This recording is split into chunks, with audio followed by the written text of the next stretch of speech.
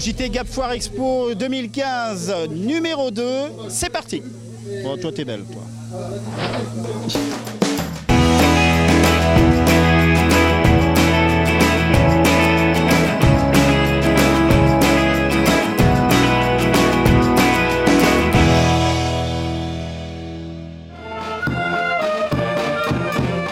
Ouverture triomphale en musique et pour cause, regardez aujourd'hui, il y a du soleil.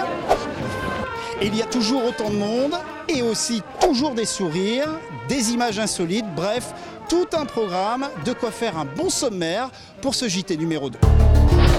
C'est parti. Au sommaire de cette deuxième édition, reportage complet sur l'inauguration officielle de la Foire Expo avec quelques images insolites. Hey, vous l'avez vu? En invité, nous recevrons Roger Didier, maire de Gap, et puis l'idée du jour nous vient d'une sommité dans le milieu du vin. Fort Braque, meilleur sommelier au monde, nous expliquera comment tenir son verre afin de mieux déguster un vin. En fin de JT, comme à notre habitude, une rencontre insolite, et là on parlera magie. En ce deuxième jour de cette 33e édition de Gap Foire Expo 2015, comme vous le remarquez sur les images, il y a toujours autant de monde. C'est ouvert au public depuis vendredi, le 8 mai à 10h. Et aujourd'hui avait lieu l'inauguration officielle du beau monde, comme vous pouvez le voir sur ce magnifique reportage de Robert Caillol et de Lucas Sadouet. Attention, 3, 2, 1... C'est parti, le ruban est coupé. 15h précises, ce samedi 9 mai, l'ouverture officielle de la foire a eu lieu et a donné place à un cortège impressionnant d'autorités locales, déambulant dans la foire à la rencontre des 200 exposants. C'est un événement important pour le commerce de tout le département et moi je crois que le développement de notre économie, je suis en charge du tourisme, mais le tourisme, et on voit qu'il y a des gens qui se baladent et l'économie de notre département c'est important, c'est le principal, c'est ce qui crée de l'emploi. Donc je suis là pour le symbole, pas pour dire que c'est bien, venez à Gap Foire Expo. Un quatrième pour faire... Tiens Jean-Pierre, mets-toi là, on fait la moule. Ambiance conviviale, si monsieur le maire tient tant à cette inauguration, l'occasion pour lui de rester au contact des professionnels au alpin, cette année, il est venu avec une petite idée derrière la tête. Ah, alors vous allez découvrir un maire qui, même s'il est le maire de la capitale douce, capitale des Alpes du Sud, métropole des Alpes du Sud, a été dans sa jeunesse, et une partie de sa jeunesse d'ailleurs, un rural. Un rural, et je vais vous montrer comment on traite les vaches. Allez, détends-toi. Allez, ma belle. C'est quand même pour toi. Voilà. Elana, amenez-moi un bol. Chose promise, chose due, monsieur le maire s'apprête à faire la traite, mais attention à sa demande, il veut la faire d'une manière traditionnelle.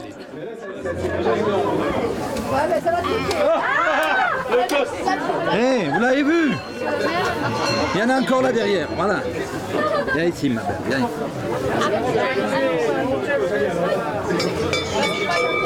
Alors, chose promise, chose due, on est avec notre premier invité, monsieur le maire.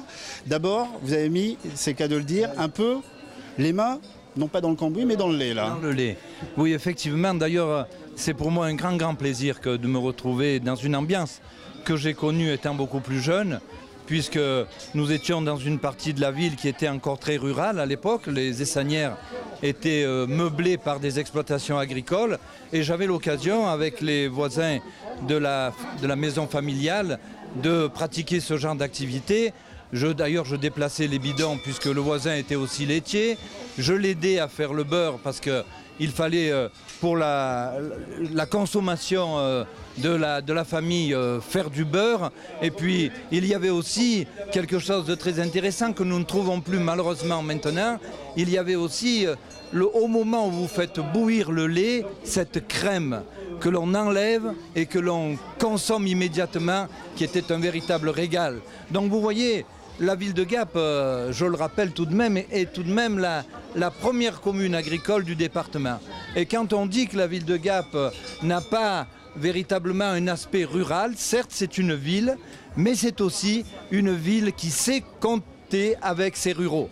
Vous avez la même verve que quelqu'un on a rencontré là toute la journée. Vous parlez aussi bien du lait que lui parle du vin. Je suppose si je vous parle de vin, vous connaissez pas mal de choses là-dessus, notamment avec ce talentueux sommelier que vous avez rencontré. Savez-vous pourquoi d'ailleurs savez-vous comment tenir le verre pour une bonne dégustation? Écoutez, je crois que d'abord, quand on déguste, il ne faut pas avaler à grande gorgée. Ça, c'est une certitude, parce que si on goûte trop à grande gorgée, on va se retrouver avec des problèmes. Et puis ensuite, il faut être très léger dans sa démarche, très léger dans son geste, et je crois qu'on va même jusqu'à lever le petit doigt. Alors on va voir réponse tout de suite avec Forbrac sur l'idée du jour. Il va vous expliquer tout de suite comment tenir le verre. Monsieur le maire, vous allez voir, vous n'êtes pas si loin que ça de la solution. Un rendez-vous de prestige avait lieu ce samedi 8 mai au CMCL. Forbrac, meilleur sommelier au monde, s'entretient avec les producteurs de vins des Hautes-Alpes autour d'une dégustation de 7 vins locaux. En plus de distiller ses remarques précieuses sur les vins en question, il a insisté sur la tenue de l'outil du dégustateur qui peut, selon lui, influer fortement sur la perception en bouche du vin. Minimum 3 attitudes différentes de tenue du verre. Certains le tiennent comme ça, d'autres le tiennent comme ça, d'autres le tiennent comme ça. Instinctivement, directement. Spontanément. Voilà. Et c'est normal parce que chacun a son repère quasi charnel avec le vin et son intimité. Mais la façon dont on le tient joue énormément également sur le goût. C'est une question d'angle d'arrivée en bouche du vin. Quand vous le prenez comme ça, vous êtes obligé de monter le coude. Bon, c'est une tradition française de lever le coude, mais de monter le coude, mais un peu plus haut, voilà, et de casser le poignet. Et finalement, le vin arrive en bouche, si vous vous souvenez de l'expérience, au niveau des dents, parce que vous montez un peu plus. Et le vin, pour l'essentiel, va passer sous la langue. Et on a une fraîcheur, un petit peu plus d'acidité, un petit peu plus de nervosité que dans les 2 autres expériences. D'accord ? Et l'analyse se fait du début, donc vraiment des lèvres, des dents, jusqu'à la fin du palais. Et donc on a les différentes phases, c'est ce qu'on appelle une prise du verre analytique. Quand vous le prenez ici en haut, vous rappelez-vous tout à l'heure, on arrive déjà sur la langue et presque dans la 2e partie du palais même. Et là on a l'alcool, la rondeur, la générosité, un peu plus, et un peu plus court aussi en bouche. Ce qui est logique parce que le vin arrive plus loin dans le palais, et en même temps, il arrive à un endroit où effectivement, on va plutôt mettre en valeur sa rondeur plutôt que sa fraîcheur. Et quand on le prend ici, on arrive plutôt au début du palais, pas sous la langue comme tout à l'heure, mais au début du palais, et on a une notion plus d'équilibre. À mon avis, c'est qu'on en profite quand même davantage. On a un peu de fraîcheur éventuellement du départ, mais on a également toute cette caresse que l'on peut avoir au niveau du vin. Et donc ça, c'est une prise, je disais, technique. Ça, c'est une prise plutôt de plaisir spontané et pas spécialement d'analyse. Et là, on est plus sur une prise plutôt gastronomique, plutôt classique, en tout cas de recherche d'équilibre du vin. Si on veut parler de la même chose, faisons le même geste. C'est un petit peu ça le message, j'allais dire.